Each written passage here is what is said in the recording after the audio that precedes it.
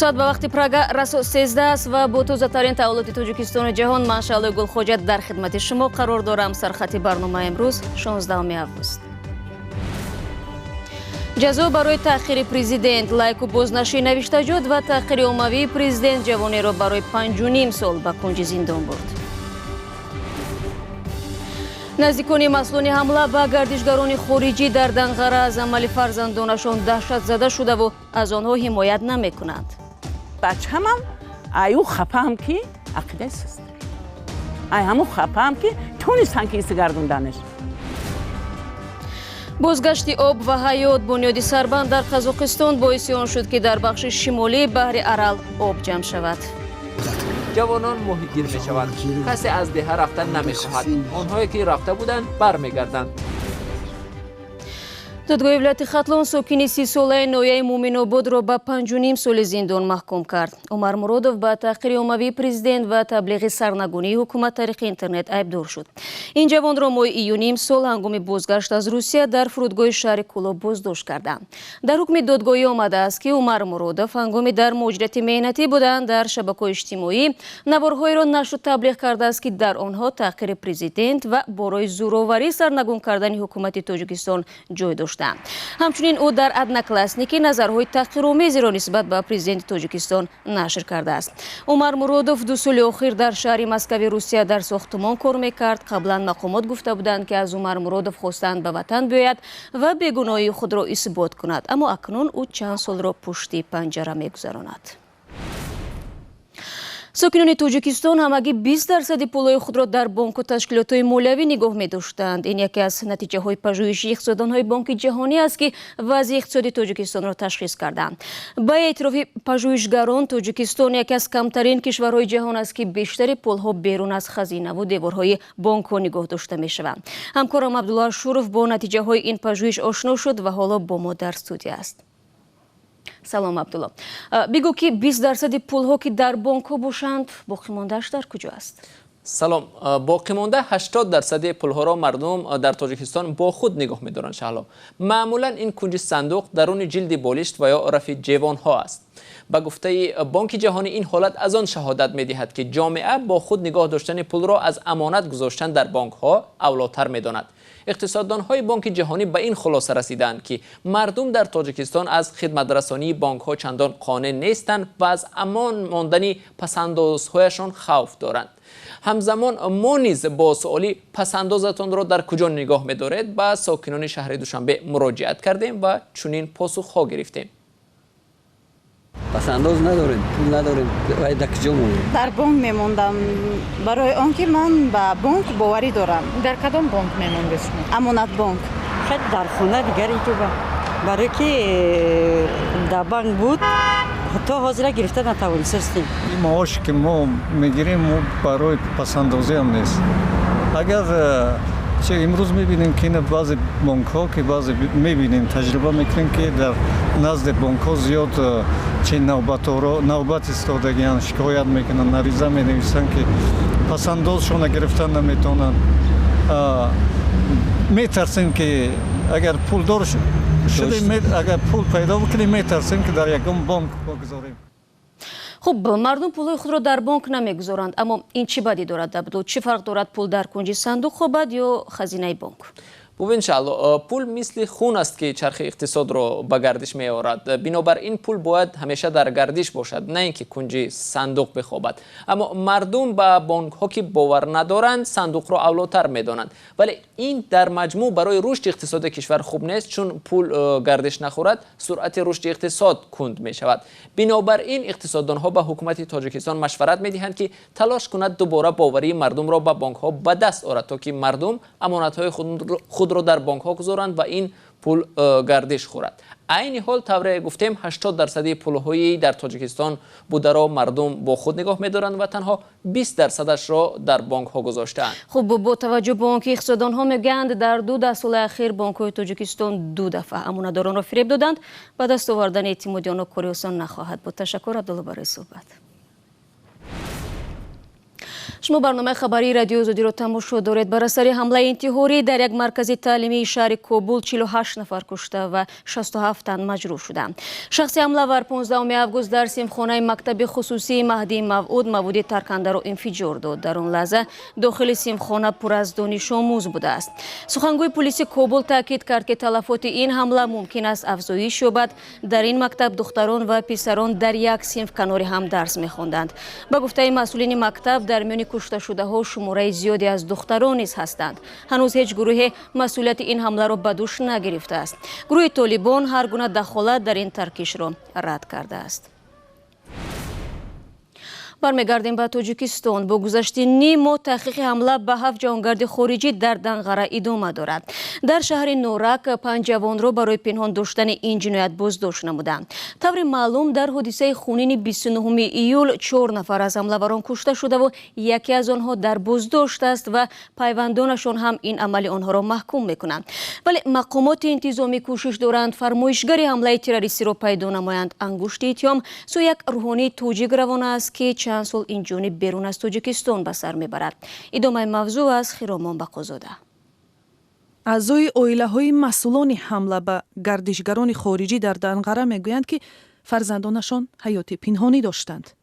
مادر حسین عبدالصمدوف متهم به رهبری حمله مرگبار 29 ایول به رادیوی آزادی گفت که پسرش زیر نفوذ روحانی ناصر خوجه عبیدوف معروف به نام قاری ناصر تحصیل در دانشگاه را ترک کرده بود.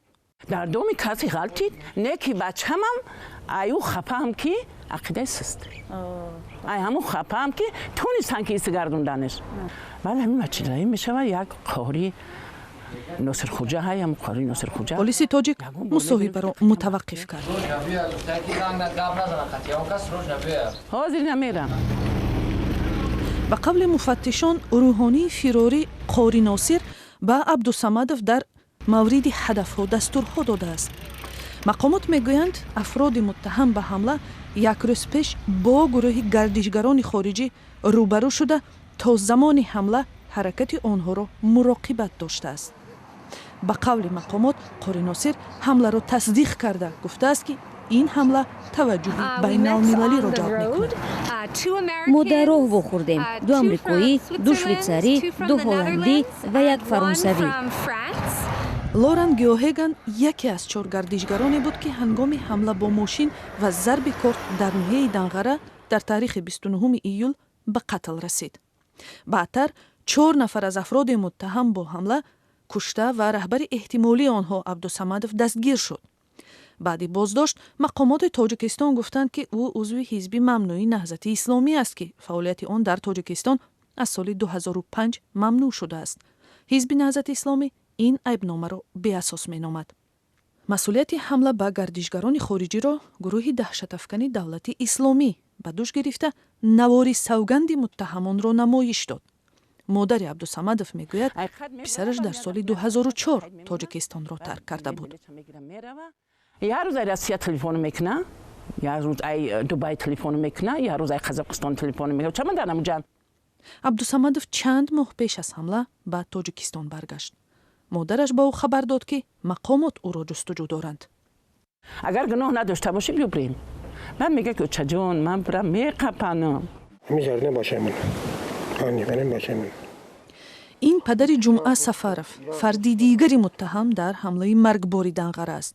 او پسری 19 ساله اش را در نوار گروه دهشت افکن شناخت. هم خدا که فانکنیش قسمه بافیم نکالون کنوی از فانکاگر کامیرا رفتگه.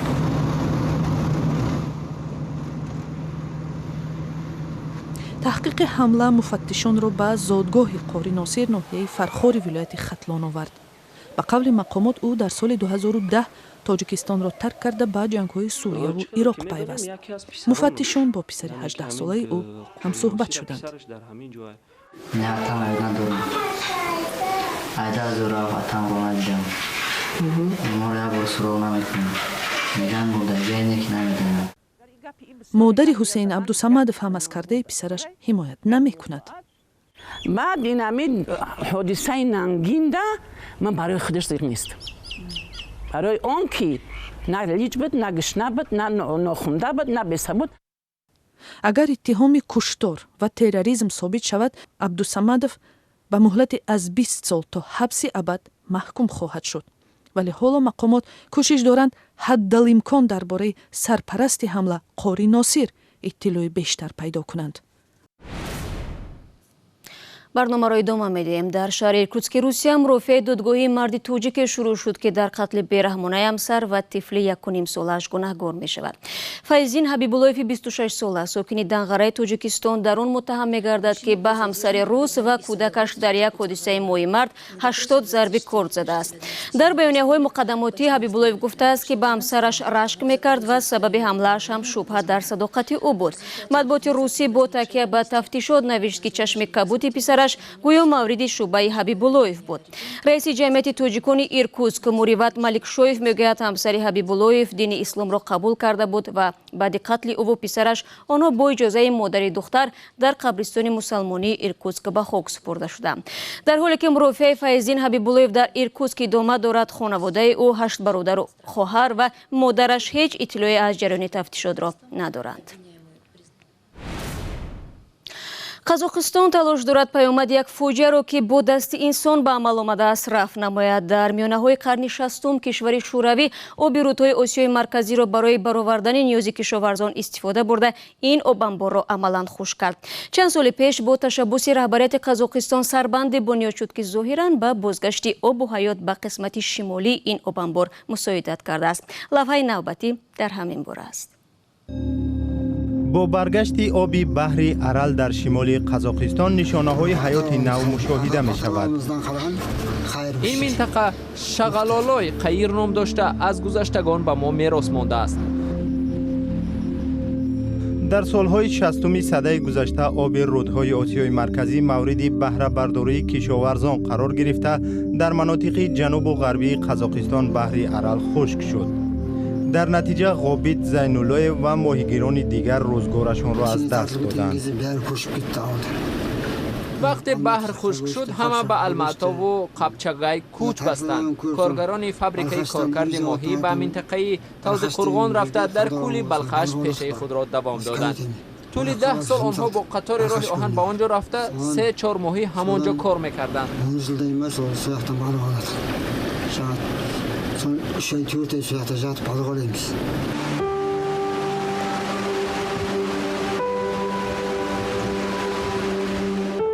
در سال 2005 سربند کوکرال به انجام رسیده امکان فراهم آورده شد که در بخش شمالی ارال آب جمع شود.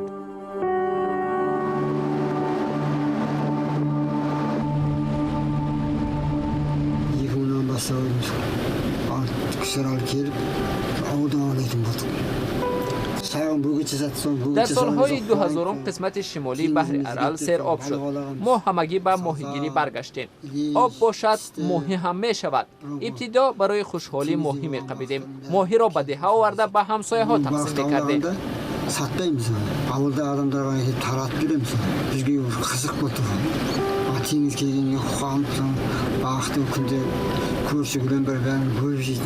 برای زینالله و همکسبانش شرایط بازگشت به کار دوست داشته اشان پیدا شد. در کنار بحر ارال مؤسسه کارکرد ماهی زیاد شده است. حاضر کمش 6 و یا 7 مؤسسه فعال شده است. در یک منطقه باکن 2 کارخانه عمل می کند. جوانان ماهیگیر می شوند. کسی از ده رفتن نمی خواهد. آنهایی که رفته بودند برمیگردند. حالا کارکرد ماهی نیز برقرار شده است. هنوز هم بخشی بزرگی بحر ارال در قلمرو قزاقستان و ازبکستان آب ندارد، ولی بازگشت آب و حیات به بخش شمالی این آبانبار امید به آینده نیک این گوشه آسیای مرکزی را بیشتر کرده است. با این گزارش خوشبین کننده از قزاقستان برنامه امروز را انجام میدهیم. برای دریافت خبر و گزارش های بیشتر از این به سامانه بخش تاجیکی رادیو آزادی بروید www.azadi.org. صفحه های ویژه ما در شبکه‌های اجتماعی نیز فعال است. توییتر، فیسبوک، اتناکلاستیک با آنجا نیز وارد شوید و کانال ما در یوتیوب آزادی ویدیو نام دارد. در آنجا نوارها و گزارش های زیادی دیدنی را میتوانید پیدا کنید. از همراهیتان سپاسگزار هستم. روز خوب داشته باشید و تا برنامه فردا خدا نگهدار.